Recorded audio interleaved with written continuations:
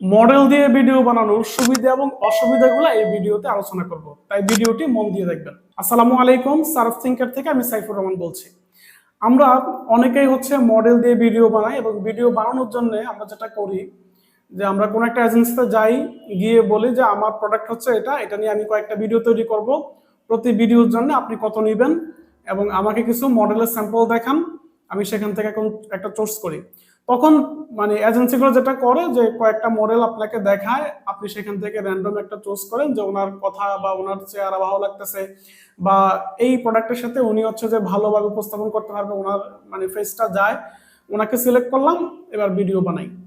এখন এটাতে আপনার বিজনেস স্ট্র্যাটেজিক্যালি যদি আপনি চিন্তা করেন যে আপনার এই বিজনেসটাকে আগামী 5 বছর 10 বছর বা লং টাইমে আপনি করবেন, তাহলে এভাবে যে আপনি মডেল দিয়ে ভিডিও বানাচ্ছেন সেখানে আসলে কি কি অসুবিধা হচ্ছে, নাকি এটা একটা সাময়িক সমাধান, এই বিষয়গুলো কিন্তু আমাদের অবশ্যই ফিল করা উচিত। তো এই ভিডিওতে আমি এই বিষয়টা আপনাদেরকে ক্লিয়ার করে দিব। তো এর আগে আমি আপনাকে কিছু উদাহরণ দিতে চাই। উদাহরণ দিলে আসলে আপনি বিষয়টা স্পষ্টভাবে আসলে বুঝতে পারবেন। ধরেন আমি যদি একটু লোকাল উদাহরণ দেই, যে আমি বললাম যে গড়ের বাজারের মালিককে যদি আমি প্রশ্ন করি, তাহলে আপনি প্রাথমিকভাবে বলবেন যে জামশেদ মজুমদার।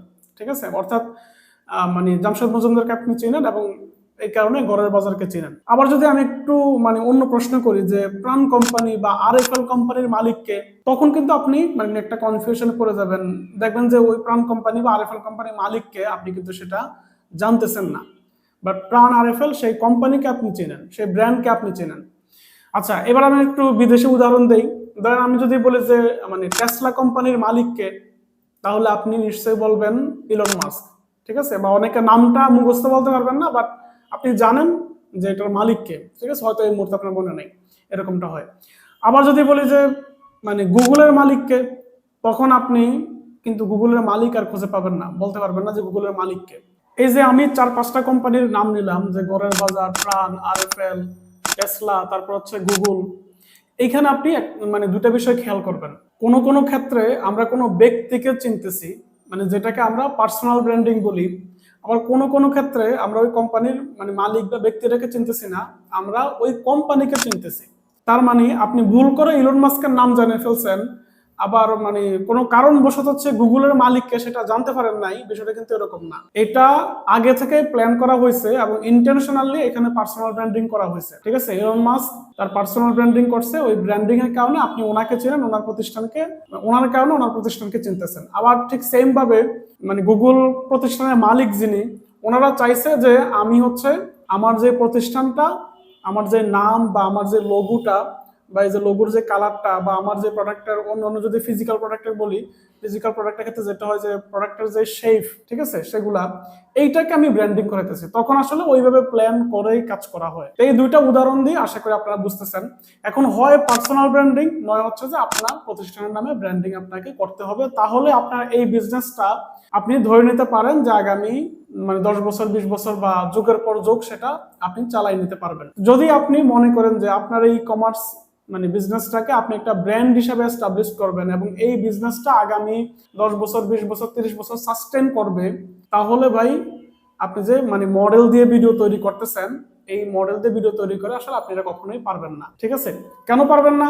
আগের উদাহরণগুলোর কারণে এখন আসলে আরো ক্লিয়ারলি বুঝবেন। আপনি একটা মডেল দিয়ে কাজ করাইলেন, ঠিক আছে, ওই মডেলের সাথে আপনি হয়তো কোনো ডিলিং এ যাচ্ছেন না। ডিলিং এ যাচ্ছেন না বলতে কিরকম?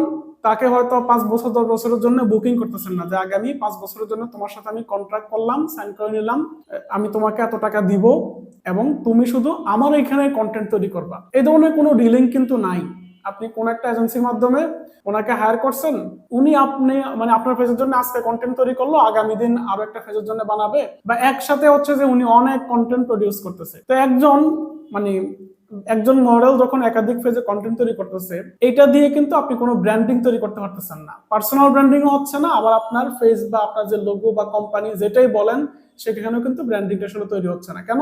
কারণ এই ব্যক্তিকে এই ফেজেও দেখা যাচ্ছে যে উনি এখানে ধরেন XYZ একটা প্রোডাক্ট বিক্রি করে, আরেকটা ফেজে দেখা যাচ্ছে ওইখানে আরো ABC কোন একটা প্রোডাক্ট বিক্রি করে, আবার অন্য একটা ফেজেও কাস্টমার কয়েকদিন পরে দেখলো যে সেখানে কোন একটা প্রোডাক্ট বিক্রি করে। তাহলে সেম ব্যক্তি এক একটা ফেজে এক একটা প্রোডাক্ট বিক্রি করতেছে, ঠিক আছে, তার কিন্তু আরো কোনো লয়ালিটি থাকলো না।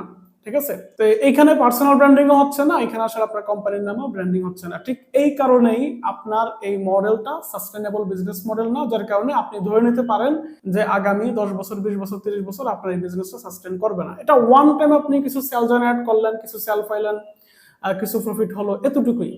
বাট এটা কিন্তু লং টাইমে সাস্টেইন করবে না। সবচেয়ে বড় অসুবিধা হচ্ছে এটাই। আর সুবিধাগুলো যদি বলি, আপনি যদি এরকম প্ল্যান করেন যে ভাই আমি শুরু করলাম, আমি শুরু করার জন্য করতেছি, এখন আমার কাছে আর কোনো অপশন নাই, ঠিক আছে, বা কোনো কোনো কারণে আমি হচ্ছে যে ক্যামেরার সামনে আসতে পারতেছি না, ঠিক আছে, তখন হচ্ছে যে জিনিসটা হয়তো চলে। তো এই মেসেজটা আশা করি আপনারা বুঝতে পারছেন। আমি বলবো, যদি আপনার একটা লং টাইম ভিশন থাকে আপনার বিজনেস নিয়ে, যে বিজনেসটাকে আপনি দীর্ঘ সময় ধরে সাস্টেন করাইতে চান, তাহলে ভাই এ ধরনের বাজারের মডেল দিয়ে আপনার আসলে বিজনেসটাকে কন্টিনিউ করা উচিত না।